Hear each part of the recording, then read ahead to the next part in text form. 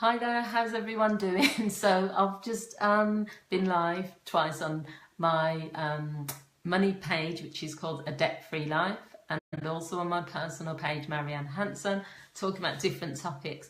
But in this video, I just thought I'd share this with you guys because I think you'd find it really useful. And it's about this book, You Are a Badass by Jen Sincero. I've been talking about this book quite a lot. I bought it recently and I would have to say that it's one of the best self-help books I've bought, and I buy books quite a lot, but I've just been reading it over and over again, different chapters. I'm not going to make this a long review because I could go on for hours about it. It's such a fantastic book. I consider it to be more than a self-help book because just through the examples it provides, through the stories, it's really well written, it's got like comedy value, but at the core of it is it's about helping people to understand how their limiting beliefs and their childhood messages can impact on what they do or can stop them from doing what they really want to do in life. And I think that's like a key thing for many people who come for counselling, a key thing for many people who are struggling and maybe are saying to themselves, I'm not happy with my life, I've got all these pressures. A key part in this book, so all I'm going to do really is focus on the chapters that resonated with me. I'm not going to read any quotes from it. I'm not going to sort of go on forever because if you look at the book, it's literally 28 chapters.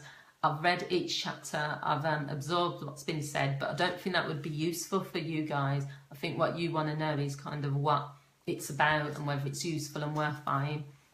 So one of the things, chapters that I can remember off by hand, is when she was talking about how she was raised. She was raised in a family, hi whoever's watching, she was raised in a family where they were taught never to argue with each other, so they grew up where they all had to be polite with each other within her family, she said, and there was no conflict. So it was all very polite. She was saying they'd sit at the dinner table and it would be just like really tense. She would literally be holding everything in. So it doesn't mean that you have to be in a family where there's arguments and there's conflict.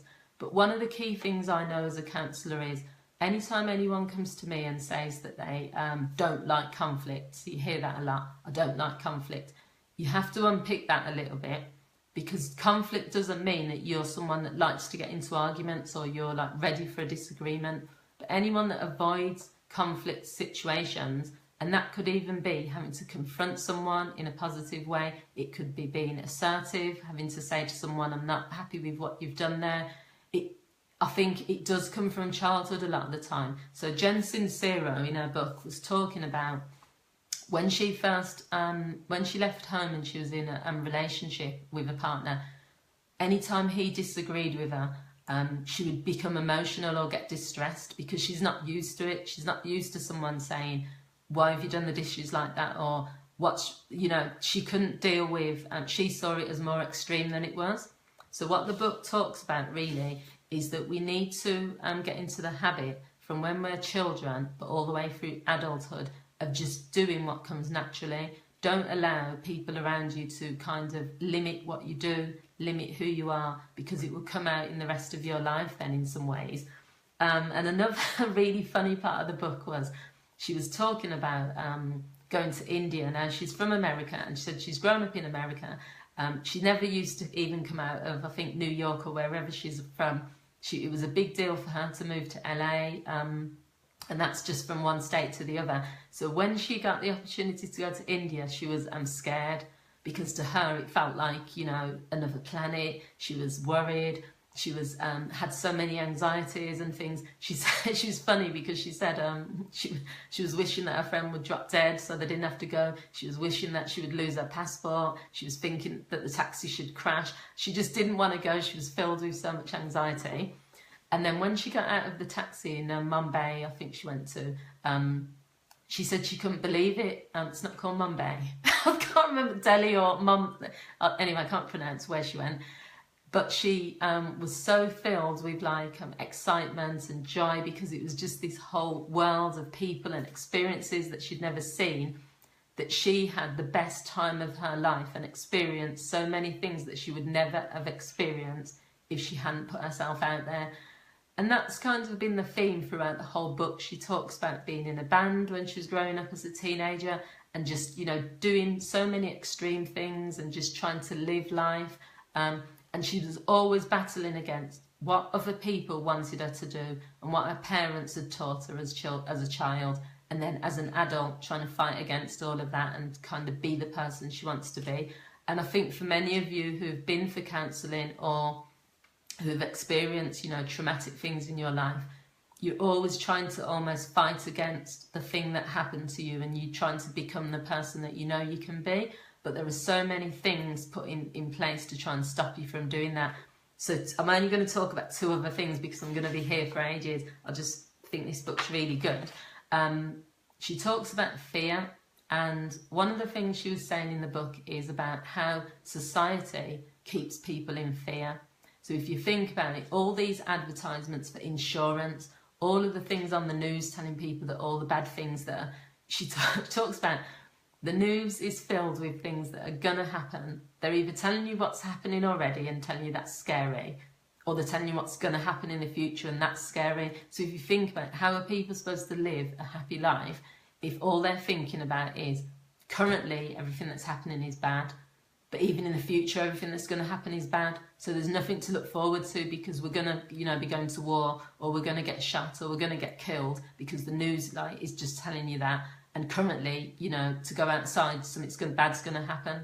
So what she's talking about is to forget thinking about fear and just do feel the fear and do it anyway. Yeah, obviously that's that book. Can't remember the lady's name. So it brought something to my mind really, because when I went to Mexico years ago, my 2 fears and my 2 biggest fears are deep water. I can't swim, so I'll go in this water and I'll go in the sea. But when it gets above to my neck, then that's it. I can't. I don't like the idea of like not being able to stand, so I won't go in deep water. And I'm also scared of heights. So when I travelled to Mexico, I didn't go up this massive monument. All my friends went up, but I couldn't do it because I just was scared of heights. And then I thought to myself, I'm not going to leave Mexico and have this fear of like the water. I'm going to have to, because all the activities that were water-based, I kept putting them off. And then I went scuba diving in Mexico, and I cannot still believe that I did it, because when I got into the water, I couldn't breathe properly because I was so scared about the water being deep and the fact that I'm going to have to use the scuba mask and go underneath, that my brain wouldn't allow me to do it. I couldn't breathe properly, so I couldn't even put the mask on. Once I'd like trained myself that, you know, I'm going to do this, I've got to do this, I've got to get past it. Then the next fear was that I kept thinking I was going to drown, I'm going to drown because I can't swim. People were saying, well, you've got a life jacket on. It didn't matter. Luckily, this like fantastic German instructor, I still remember Marcus, he held my hand the whole time, and I did the scuba dive. And I'm so glad I did it, because for that 30 to 45 minutes when we were all as a group of people scuba diving, we were experiencing that wonderful sea. We was in this fantastic environment. You know, we went under caves and everything. It was just brilliant. Now imagine if I had let fear take over.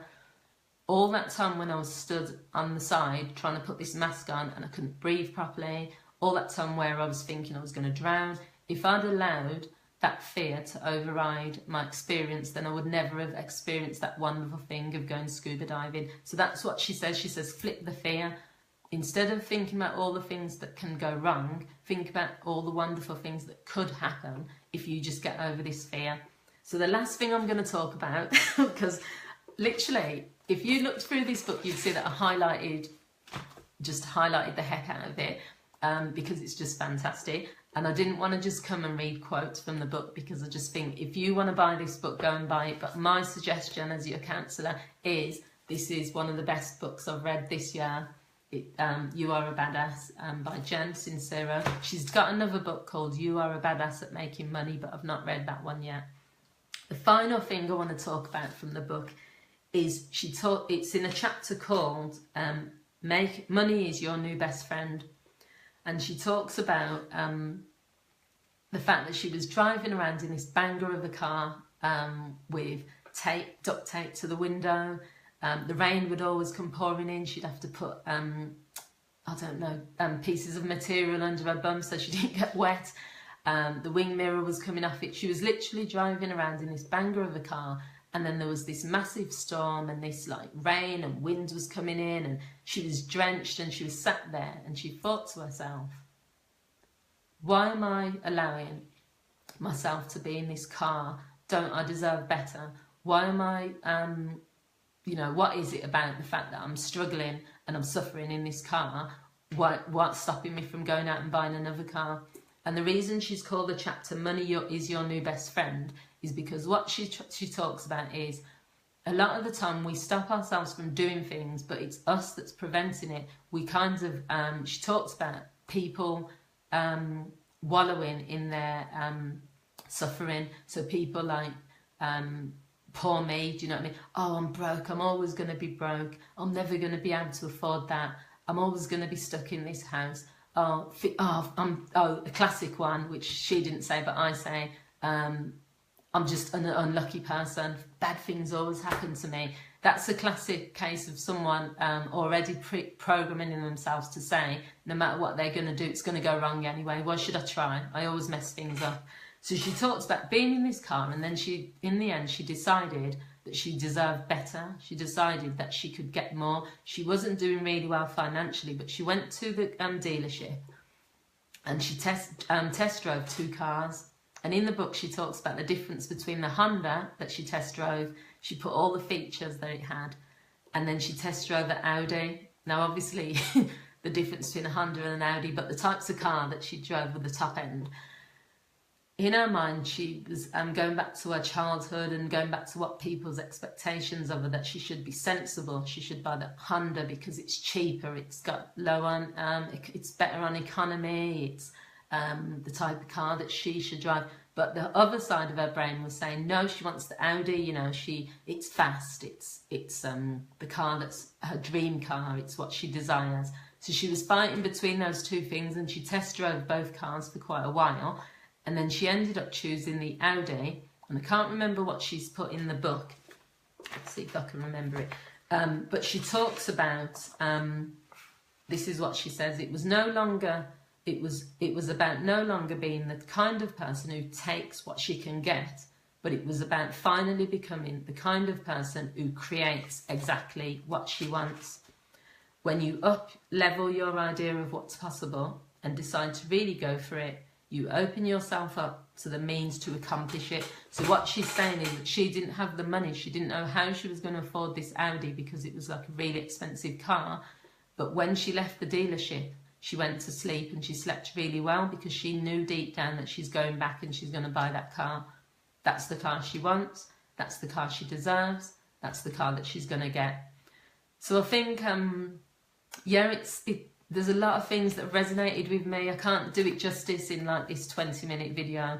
Well, I don't think I've been speaking for 20 minutes. I can't do it justice because it's just got so many pearls of wisdom in there. But for anyone that's struggling with messages that you've been given from childhood, if you're struggling with wanting to break out and be that person, but you feel there's going to be judgment from people around you, you know, I think the key thing in this society, what makes people depressed, is trying to fit in with everyone and not being allowed to be yourself.